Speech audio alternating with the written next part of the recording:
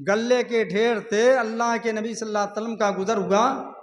अल्लाह के नबी सल्लल्लाहु अलैहि वसल्लम ने उस गल्ले के ढेर के अंदर अपने हाथ को दाखिल किया। जैसे हमारे यहाँ भी जो लोग गेहूं खरीदने के लिए जाते हैं, चावल खरीदने के लिए, गल्ला खरीदने के लिए जाते हैं, तो पहले गल्ले को अपने हाथ में लेते हैं और उसको देखते हैं कि ये कैसा है, अच्छा है, खराब है, क्या है। फिर उसके बाद उस बेचने वाले से उसकी कीमत पूछते हैं। अगर उनको पसंद होता है तब, अगर पसंद नहीं होता तो कुछ नहीं कहते, वो देख के चले जाते हैं। तो अल्लाह के नबी सल्लल्लाहु अलैहि वसल्लम ने इसी तरह उस ढेर के अंदर अपने हाथ को दाखिल किया। आपके हाथ को तरी पहुंची, यानी नीचे गल्ला भीगा हुआ था। अल्लाह के नबी सल्लल्लाहु अलैहि वसल्लम ने उस गल्ला बेचने वाले से कहा कि ये क्या है। गल्ला बेचने वाले ने ये कहा कि बारिश हुई थी इसलिए ये गल्ला भीग गया और ऊपर से सूखा गल्ला डाल दिया था ताकि वो भीगा हुआ गल्ला दिखाई न दे। तो अल्लाह के नबी सल्लल्लाहु अलैहि वसल्लम ने जब ये देखा तो कहा कि मन गशना फलैसा मिन्ना, जो हम में से किसी को धोखा दे वो हम में से नहीं है। मुसलमानों का ये तरीका नहीं है, मुसलमानों में से नहीं है। मुसलमान तो ईमानदार होता है, सच्चा होता है, अमानतदार होता है, उसके अंदर धोखा और फरेब नहीं होता। इसीलिए अल्लाह के नबी सल्लल्लाहु अलैहि वसल्लम ने धोखा, गरर और जिसमें किसी एक का खसारा और नुकसान हो, उन तमाम बैके और कारोबार के तरीके को अल्लाह के नबी सल्लल्लाहु अलैहि वसल्लम ने हराम किया है। किताबुल बुयू के अंदर कुछ अल्फाज आपको मिलेंगे, मुजाबना, मुहाकला या इसी तरीके से मुनाबजा, मुलामसा। उस ज़माने में लोग बै करते थे। खजूर के दरख्त पर खजूर लगी हुई है और खजूर कुछ आपके पास तोड़ी हुई रखी हुई है पिछले साल की। आप क्या कह रहे हैं उससे, बाग वाले से, कि ये खजूर के दरख्त की हमको खजूर दे दो और इतना वज़न इतनी वज़न। अस्सलामु अलैकुम वरहमतुल्लाहि वबरकातुहू। इन्नल हम्दुलिल्लाहि नहमदुहु व नस्तईनुहु व नस्तगफिरुहु व नऊज़ु बिल्लाहि मिन शुरूरि अनफुसिना व मिन सय्यिआति अमालिना। मन यहदिहिल्लाहु फला मुदिल्ल लहु व मन युद्लिल फला हादिय लहु व अशहदु अल्ला इलाहा इल्लल्लाहु वहदहु ला शरीक लहु व अशहदु अन्न मुहम्मदन अब्दुहु व रसूलुहु। या अय्युहल्लज़ीना आमनुत्तक़ुल्लाह हक़्क़ तुक़ातिही व ला तमूतुन्न इल्ला व अंतुम मुस्लिमून। या अय्युहन्नासुत्तक़ू रब्बकुमुल्लज़ी ख़लक़कुम मिन नफ्सिन वाहिदा व ख़लक़ मिनहा ज़ौजहा व बस्स मिनहुमा रिजालन कसीरन व निसाअ वत्तक़ुल्लाहल्लज़ी तसाअलून बिही वल अर्हाम इन्नल्लाह कान अलैकुम रक़ीबा। या अय्युहल्लज़ीना आमनुत्तक़ुल्लाह व क़ूलू क़ौलन सदीदा युस्लिह लकुम अअमालकुम व यग़फ़िर लकुम ज़ुनूबकुम व मन युतिइल्लाह व रसूलहु फ़क़द फ़ाज़ फ़ौज़न अज़ीमा। अम्मा बाद फ़इन्न खैरल हदीस किताबुल्लाह व खैरल हदी हदी मुहम्मदिन सल्लल्लाहु अलैहि वसल्लम व शर्रल उमूरि मुहदसातुहा व कुल्ल मुहदसतिन बिदअ व कुल्ल बिदअतिन ज़लाल व कुल्ल ज़लालतिन फिन्नार। औज़ु बिल्लाहि समील अलीम मिनश शैतानिर रजीम। बिस्मिल्लाहिर रहमानिर रहीम। या अय्युहल्लज़ीना आमनू ला ताकुलू अमवालकुम बैनकुम बिल बातिल इल्ला अन तकून तिजारतन अन तरादिम मिनकुम वला तक़्तुलू अनफुसकुम इन्नल्लाह कान बिकुम रहीमा। वान अबी सईदिल खुदरी रज़ियल्लाहु तआला अन्हु अनिन नबी सल्लल्लाहु अलैहि वसल्लम क़ाल अत्ताजिरुस सदूकुल अमीन मान नबीयीन वस्सिद्दीकीन वशुहदा। रवाहु तिर्मिज़ी। गिरामी कद्र सदर इजलास, मुअक्कर व मोहतरम उलमाए इज़ाम, अजीज़ तलबा और दीगर सामीन हज़रात, मुझको जो मौजू दिया गया है वो इस्लाम में निज़ाम तिजारत, ये बड़ा मुफस्सल और तूल तवील मौजू है। मुख्तसर से वक्त में तमाम गोशों की वजाहत ये मुमकिन नहीं है, लेकिन तिजारत के ताल्लुक़ से कुछ अहम गोशे जो हमारे समाज और मुआशरे के अंदर पाए जाते हैं, जिसको शरीयत इस्लामिया ने हराम करार दिया है, उसकी वजाहत इंशाअल्लाह की जाएगी। मुहद्दिसीन ने जितनी भी हदीस की किताबें तसनीफ़ की हैं, या इसी तरीके से फ़ुक़हा ने जितनी किताबों को लिखा है, तमाम किताबों के अंदर किताबुल बुयू को ज़िक्र फरमाया है। और इसी तरीके से मज़हब इस्लाम ने तिजारत करने, माल कमाने की तरगीब दी है। और माल ये इंसानी मईशत का एक बुनियादी जुज़ है। और हम और आप दुनिया के अंदर ये देखते भी हैं, आलमी पैमाने पर, मुल्की पैमाने पर, इलाकाई पैमाने पर तिजारत और कारोबार को जिस तरीके से फ़रोग़ हासिल है, उसके अंदर बढ़ोतरी और इजाफ़ा दिन ब दिन होता जा रहा है। इससे ये मालूम हो रहा है कि इंसानों की एक अहम ज़रूरत भी है, इसलिए कि माल कमाने का ये सबसे अहम बाब है, सबसे अहम ज़रिया है। आदमी माल मुख्तलिफ़ तरीके से कमाता है। कुछ लोग मुलाज़मत करते हैं, कुछ लोग काम धंधा करते हैं, कोई सनअत है, उस सनअत के ज़रिए माल कमाते हैं। कुछ लोग ऐसे हैं जो तिजारत करते हैं, तिजारत के ज़रिए माल इकट्ठा करते हैं। माल कमाना इसकी तरगीब दी गई है और ये इंसान की एक अहम ज़रूरत भी है।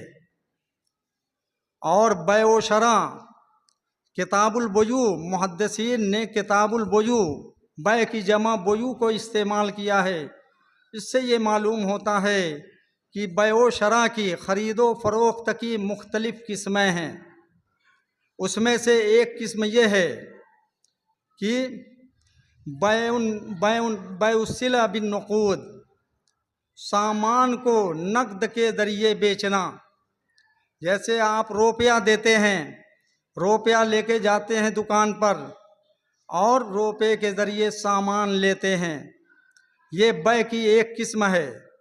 दूसरी किस्म ये है कि बैउन्नुक़ूद, बैउस्सिला बिस्सिला, सामान के ज़रिए, सामान देहात वगैरह में जहाँ लोगों के पास पैसे नहीं होते, उनके पास गल्ले होते हैं, वो गल्ला लेकर के दुकान पर जाते हैं और उस दुकान वाला उस गल्ले को वज़न करके लेता है, उसकी कीमत बताता है। फिर उनको वो कहते हैं कि फ़लाँ सामान मुझको दे दो। तो इस तरीके से सामान के ज़रिए सामान की बै। तीसरी किस्म ये है कि बैउन्नुक़ूद बिन नुक़ूद, नक़द की बै नक़द ते। जैसे रुपया, करेंसी बदलना। आप सऊदी अरब आपको जाना है, वहाँ रियाल चल रहा है, आप किसी करेंसी बदलने वाले के पास जाते हैं, हिंदुस्तानी रुपया देते हैं और वो आपको रियाल देता है। ये निज़ाम भी पूरी दुनिया के अंदर चल रहा है।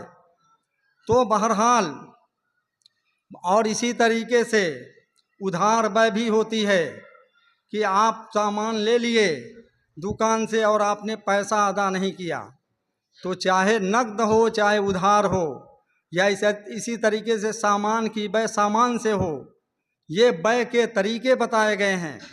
और हदीस के अंदर जो हराम तरीके हैं और हराम बै है, उन हराम बै का भी ज़िक्र अल्लाह के नबी सल्लल्लाहु अलैहि वसल्लम ने अपनी हदीसों के अंदर किया है।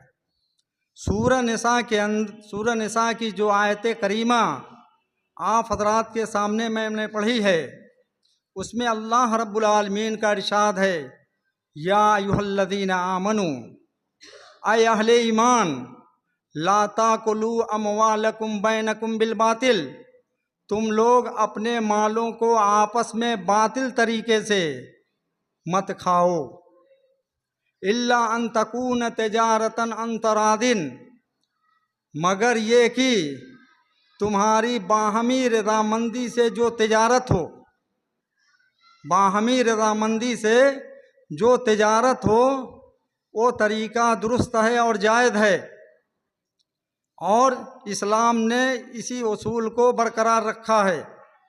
तो इससे ये मालूम हो रहा है कि अल्लाह रब्बुल आलमीन ने यह क्या कहा, बातिल तरीके से, बातिल का लफ्ज़ इस्तेमाल किया है। बातिल ये बहुत जामे लफ्ज़ है, इसके अंदर वो चीज़ धोखा भी आएगा, फ़रेब भी आएगा। इसी तरीके से किसी चीज़ के अंदर मिलावट कर दी जाए, आमेजिश कर दी जाए, जैसे दूध है उसके अंदर पानी मिला दिया जाए, और इसी तरीके से किमार, जुआ, रिबा, ये तमाम तरीके, जो तमाम चीज़ें जिसको अल्लाह तबारक ताला ने हराम किया है, हमारे नबी सल्लल्लाहु अलैहि वसल्लम ने उसको हराम किया है, अगर ये तमाम चीज़ें उसमें मिल जाएंगी तो ऐसी सूरत में वो तिजारत और कारोबार भी हराम होगा। इसी तरीके से इसमें वो चीज़ भी आती है जिन चीज़ों को अल्लाह और उसके रसूल ने हराम किया है, उसका कारोबार, उसका बिजनेस, उसकी तिजारत ये भी हराम है। जैसे कुत्ते की तिजारत, सूअर की तिजारत, और इसी तरीके से जुआ, सट्टा, रिबा, ये तमाम चीज़ों को शरीयत इस्लामिया ने हराम करार दिया है। आप जिस माहौल में रहते हैं दुनिया के अंदर नज़र उठा करके देखिए कि रिबा का मामला बैनुल अक़वामी सतह पर ये चल रहा है, और हर छोटी बड़ी जगह पर सूदी कारोबार हो रहा है और रिबा का कारोबार लोग कर रहे हैं। तो ये है कि बै क्या है, ख़रीदो फरोख्त और तिजारत, ये हमारी और आपकी एक अहम ज़रूरत है, और हर कोई कारोबार करता है, सिर्फ मुसलमान नहीं करते, गैर मुस्लिम भी करते हैं। लेकिन मुसलमानों को कारोबार करने का एक उसूल और ज़ाब्ता इस्लाम ने दिया है। उस ज़ाब्ते और उसूल की पाबंदी करते हुए अगर कोई मुसलमान तिजारत करता है तो अल्लाह के रसूल सल्लल्लाहु अलैहि वसल्लम ने ऐसे तिजारत करने वालों को और ऐसे कारोबार करने वालों को बशारत सुनाई है और उनको खुशखबरी दी है, उनकी तारीफ़ की है, उनके मकाम और मर्तबे को बयान किया है और उनकी खूबियों को बयान किया है। इसी तरीके से अगर कोई तिजारत करने वाला, कोई बिजनेसमैन या कोई ताजिर अगर हराम तरीके से कारोबार करता है तो अल्लाह के नबी सल्लल्लाहु अलैहि वसल्लम ने उसकी मज़म्मत बयान की है, उसकी बुराई बयान की है और उसको उसके बुरे अंजाम से डराया है।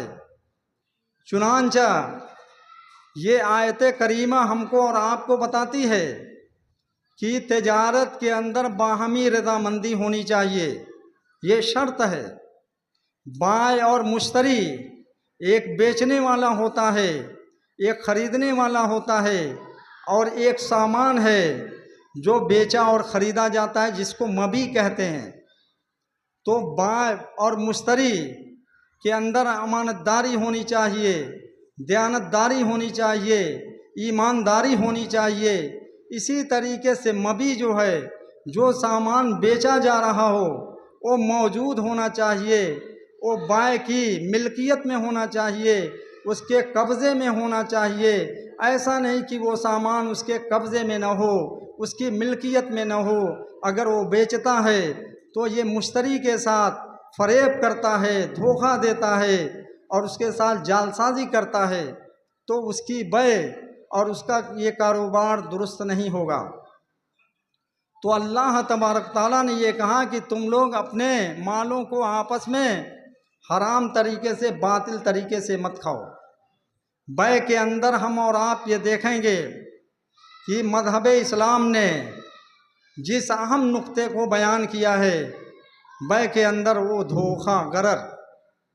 कोई भी कारोबार है, कोई भी चीज़ आप बेच रहे हो, खरीद रहे हो, अगर उसके अंदर धोखा है, फरेब है, और उसके अंदर किसी चीज़ की मिलावट कर दी गई है, या उसके अंदर, उस सामान के अंदर कोई नुक्स है, कोई खराबी है, कोई ऐब है, और बेचने वाला उसको छुपा करके बेच रहा है और मुश्तरी को फरेब दे रहा है, धोखा दे रहा है, और वो ले जाने के बाद में वो देखेगा कि उसके अंदर क्या खराबी है, क्या ऐब है, इस तरीके से अगर वो सामान बेच रहा है, तो ऐसी सूरत में उसका कारोबार और उसकी तजारत वो हराम है और नाजायज़ है।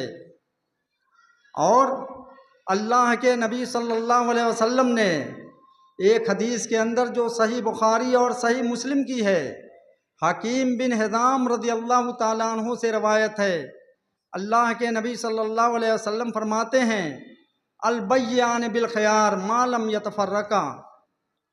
दो सौदागरों के दरमियान, दो सौदागरों को, दो सौदा करने वालों को, यानी बेचने और ख़रीदने वाले को ये अख्तियार है, मालम या तफर्रका, जबकि वो दोनों अलग न हों, जुदा न हों।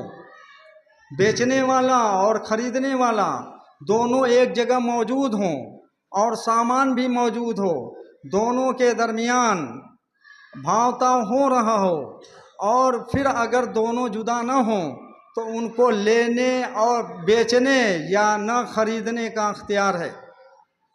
मिसाल के तौर पर, बाय कोई सामान बेच रहा है, मुश्तरी को उसी सामान को खरीदार बन करके उसका भाव कर रहा है, और बाय फिर ये कहता है कि नहीं, मुझको ये सामान नहीं बेचना है। दोनों वहाँ मौजूद हैं, वो बेच रहा था, दोनों में मामला हो रहा था, लेकिन बाय ये कहता है कि उसको ये समझ में आया कि नहीं, ये सामान मैं नहीं बेचूंगा, मेरा काम चल जाएगा, तो कहता है कि मैं सामान नहीं बेचूंगा, तो उसको अख्तियार है कि वो अपना सामान ना बेचे। या इसी तरीके से ख़रीदार, ख़रीदने वाला, उसने उसकी कीमत लगा दी सामान की, फिर उसको समझ में आया कि नहीं, मैं ये सामान नहीं लूँगा, बेगैर सामान लिए हुए मेरा काम चल जाएगा, तो दोनों को बै के फस्क करने का और बै को कंडम करने का ये अख्तियार है, जब तक वो दोनों जुदा ना हों। फिर उसके बाद अल्लाह के नबी सल्लल्लाहु अलैहि वसल्लम फरमाते हैं, फ़इन सदका व बय्यना बूरक लहुमा फ़ी बैहिमा। अगर ख़रीदने वाला और बेचने वाले, अगर ख़रीदार और बेचने वाला दोनों सच बोलें, दोनों अपने लेन देन में, अपने मामलात में सच्चे हों, और वबय्यना, और दोनों अपनी बातों के अंदर बिल्कुल वादे, कोई चीज़ छुपा करके न रखें। सामान के अंदर कोई ऐब है तो बेचने वाला उस ऐब को मुश्तरी को दिखा रहा है कि देखो, इसके अंदर ये ऐब है, इसके अंदर ये नुक्स है, इसकी वजाहत कर दे रहा है। यानी ईमानदारी के साथ, सच्चाई के साथ अगर दोनों कारोबार कर रहे हैं तो अल्लाह के नबी सल्लल्लाहु अलैहि वसल्लम फरमाते हैं, बूरक लहुमा फ़ी बैहिमा, उन दोनों के कारोबार में अल्लाह रब्बुल आलमीन बरकत देगा। और इसी के बरक्स है, अगर दोनों झूठ बोलें और दोनों छुपाएं, यानी मामला करते वक्त कुछ चीज़ों को मुबहम रखें और उसको वादे न करें, तो अल्लाह के नबी सल्लल्लाहु अलैहि वसल्लम फरमाते हैं, मोहकत बरकतो बैहिमा, उन दोनों के कारोबार से बरकत निकाल दी जाती है, यानी उनका कारोबार बरकत से खाली हो जाता है। तो इस हदीस से ये मालूम हो रहा है कि सच्चाई और ईमानदारी या इसी तरीके से जो सामान बेचा जा रहा है उसके अंदर कोई नुक्स है, कोई ऐब है, कोई खराबी है, तो बेचने वाला ख़रीदार को ये दिखा दे, ये बता दे कि देखो ये नुक्स है, ये खराबी है। ऐसा न हो कि उसको छुपा करके और उसको खुफिया रख करके उस सामान को अगर बेचता है तो ऐसी सूरत में उसका कारोबार ये हराम होगा, इसलिए कि वो धोखा दे रहा है। इसकी मिसाल नबी करीम सल्लल्लाहु अलैहि वसल्लम के उसवे से हमें मिलती है कि अल्लाह के नबी सल्लल्लाहु अलैहि वसल्लम का गुज़र एक मर्तबा गल्ले के ढेर से हुआ। जैसे आपने देखा होगा गल्ले की जो मार्केट होती है वहाँ पर वो दुकानदार बाहर गल्लों को बोरिए से निकाल करके रखे रहता है। इसी तरह उस ज़माने में भी गल्ले के ढेर से अल्लाह के नबी सल्लल्लाहु अलैहि वसल्लम का गुज़र हुआ। अल्लाह के नबी सल्लल्लाहु अलैहि वसल्लम ने उस गल्ले के ढेर के अंदर अपने हाथ को दाखिल किया। जैसे हमारे यहाँ भी जो लोग गेहूँ खरीदने के लिए जाते हैं, चावल खरीदने के लिए, गल्ला खरीदने के लिए जाते हैं, तो पहले गल्ले को अपने हाथ में लेते हैं और उसको देखते हैं कि ये कैसा है, अच्छा है, ख़राब है, क्या है। फिर उसके बाद उस बेचने वाले से उसकी कीमत पूछते हैं। अगर उनको पसंद होता है तब, अगर पसंद नहीं होता तो कुछ नहीं कहते, वो देख के चले जाते हैं। तो अल्लाह के नबी सल्लल्लाहु अलैहि वसल्लम ने इसी तरह उस ढेर के अंदर अपने हाथ को दाखिल किया। आपके हाथ को तरी पहुंची, यानी नीचे गल्ला भीगा हुआ था। अल्लाह के नबी सल्लल्लाहु अलैहि वसल्लम ने उस गल्ला बेचने वाले से कहा कि ये क्या है। गल्ला बेचने वाले ने ये कहा कि बारिश हुई थी इसलिए ये गल्ला भीग गया और ऊपर से सूखा गल्ला डाल दिया था ताकि वो भीगा हुआ गल्ला दिखाई न दे। तो अल्लाह के नबी सल्लल्लाहु अलैहि वसल्लम ने जब ये देखा तो कहा कि मन गशना फलैसा मिन्ना, जो हम में से किसी को धोखा दे वो हम में से नहीं है। मुसलमानों का ये तरीका नहीं है, मुसलमानों में से नहीं है। मुसलमान तो ईमानदार होता है, सच्चा होता है, अमानतदार होता है, उसके अंदर धोखा और फरेब नहीं होता। इसीलिए अल्लाह के नबी सल्लल्लाहु अलैहि वसल्लम ने धोखा, गरर और जिसमें किसी एक का खसारा और नुकसान हो, उन तमाम बै के और कारोबार के तरीके को अल्लाह के नबी सल्लल्लाहु अलैहि वसल्लम ने हराम किया है। किताबुल बुयू के अंदर कुछ अल्फाज आपको मिलेंगे, मुज़ाबना, मुहाकला या इसी तरीके से मुनाबज़ा, मुलामसा। उस ज़माने में लोग बै करते थे। खजूर के दरख्त पर खजूर लगी हुई है और खजूर कुछ आपके पास तोड़ी हुई रखी हुई है पिछले साल की। आप क्या कह रहे हैं उससे, बाग वाले से, कि ये खजूर के दरख्त की हमको खजूर दे दो और इतना वज़न खजूर हमसे ले लो। इस किस्म का कारोबार, इस किस्म की बै शरा, तो अल्लाह के नबी सल्लल्लाहु अलैहि वसल्लम ने कहा कि ये हराम है, ये जायज़ नहीं है। क्यों? उस दरख्त पर कितनी खजूर है ये पता नहीं है, इसलिए उसमें धोखा है। कभी नुकसान बाय का हो सकता है, कभी नुकसान मुश्तरी का हो सकता है। तो इस्लाम ने इसकी रियायत की है कि किसी का खसारा न हो, किसी का नुकसान न हो। और इसी तरीके से मुहाकला है। गल्ला आपके पास मौजूद है, किसी के खेत के अंदर खेती लगी हुई है गेहूं की, आप उससे कह रहे हैं कि 2 कुंटल गेहूं ले लो और ये खेती जो लगी हुई है हमको दे दो ताकि हमको नया गेहूं मिल जाए।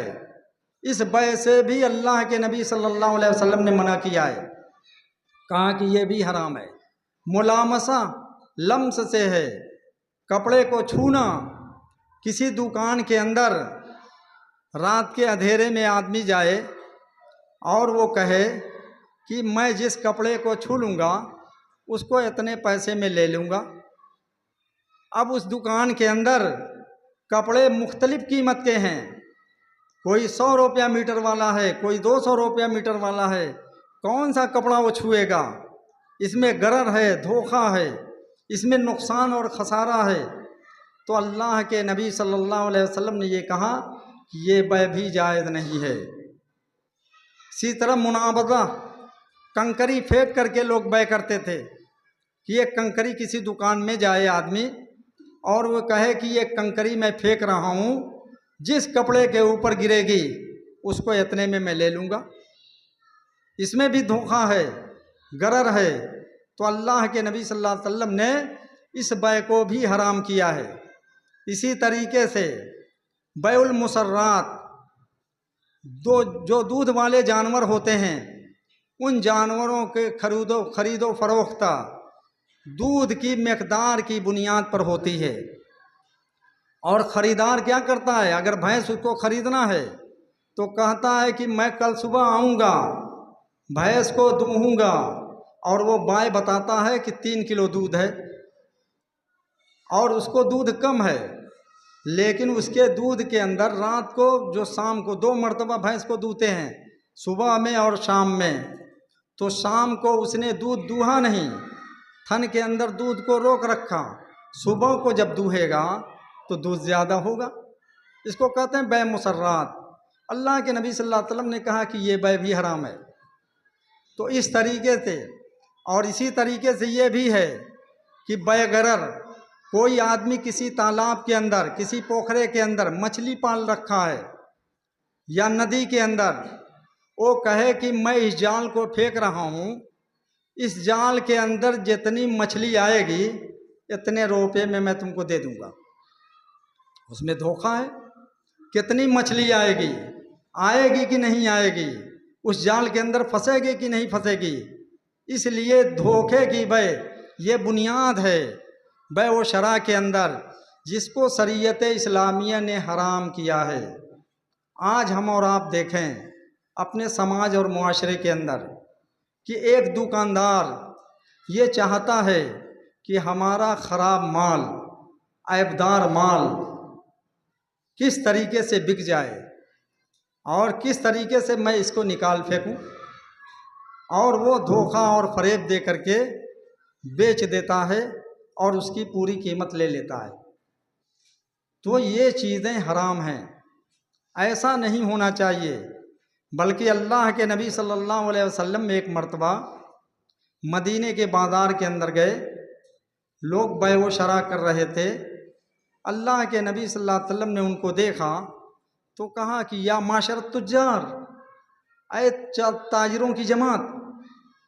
अल्लाह के नबी सल्लल्लाहु अलैहि वसल्लम की जब उन लोगों ने आवाज़ को सुना तो वो लोग आप सल्लल्लाहु अलैहि वसल्लम की तरफ मुतवज्जह हुए, अपनी गर्दनों को ऊंची कर ली और अपनी निगाहों को उनकी तरफ कर लिया।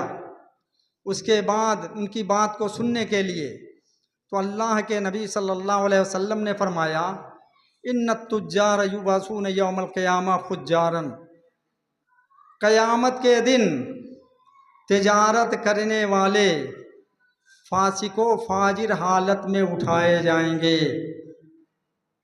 और उसके बाद अल्लाह के नबी सल्लल्लाहु अलैहि वसल्लम इस्तिस्ना कर रहे हैं, इल्ला मन इत्तक़ल्लाह, मगर जिसने तिजारत की अल्लाह के डर और खौफ से, यानी उसमें कोई फरेब, कोई मिलावट या किसी किस्म की आमेज़िश नहीं की। तो ऐसी सूरत में क्या है कि वो फाजिर और फासिक हालत में नहीं उठाया जाएगा। वह बर्रा, और नेकी का काम किया, सदका, अपने कारोबार को सच्चाई और रास्तबादी के साथ किया। तो इसी तरीके से एक चीज़ ये भी है कि जिन चीज़ों को अल्लाह और उसके रसूल ने हराम किया है, अगरचे उसके अंदर आपकी आपसी रज़ामंदी है, जैसे सूद का लेन देन, ये आपसी रज़ामंदी ही से होता है। कोई आदमी आपको रकम देता है, वो कहता है कि मैं इतना सूद लूँगा, आप उस पर राज़ी होते हैं। ये चूँकि हराम है इसलिए इसका मामला करना ये भी हराम है, इसका कारोबार करना ये भी हराम है। कुत्ते को अल्लाह के रसूल सल्लल्लाहु अलैहि वसल्लम ने और अल्लाह ताला ने हराम किया है, सूअर ये हराम है। इसी तरह मंशियात, नशावर चीज़ें जो हराम हैं, उनका बेचना और ख़रीदना, उनका कारोबार करना ये हराम है। और जो लोग ये काम करते हैं ऐसे लोगों के बारे में अल्लाह के नबी सल्लल्लाहु अलैहि वसल्लम ने ये वही सुनाई है कि तुज्जार क़यामत के दिन फासिक और फाजिर हालत में उठाए जाएंगे, इसलिए कि उन्होंने इस्लाम के जो तिजारती निज़ाम हैं उस निज़ाम की पाबंदी नहीं की, उस निज़ाम के तहत अपने कारोबार को और अपने बिजनेस को नहीं किया। इसलिए मबी भी वादे होना चाहिए, कीमत भी क्या है, सामान भी सामने होना चाहिए, सामान के अंदर कोई ख़राबी है तो उसकी वजाहत होनी चाहिए, कीमत भी मालूम होनी चाहिए। अगर कीमत मुकर्रर है, समन मुकर्रर है, मालूम है, इस तरीके से हलाल चीज़ों का कारोबार करो, उसमें धोखा और फरेब न हो। जुआ और रिबा को अल्लाह तबारक ताला ने हराम किया है। ये मामला जो लोग करते हैं, सूदी कारोबार या सूद का लेन देन, ये इंतहाई ख़तरनाक है, इससे बचने की ज़रूरत है। आलमी पैमाने पर, मुल्की पैमाने पर बहुत इसके अंदर तेज़ी है और लोग इसको क्या है, इल्ला माशाअल्लाह लोग इससे बचे हुए हैं, वरना लोग पहले ज़माने में कुछ साल पहले लोग इसको ऐब समझते थे और इसको बुराई तस्वुर करते थे, लेकिन जैसे जैसे ज़माना गुज़रता जा रहा है लोग इसको ऐब नहीं समझते और इसको हराम नहीं समझते, बल्कि लोग उसमें शामिल होते जा रहे हैं और इस तरीके का लोग कारोबार कर रहे हैं।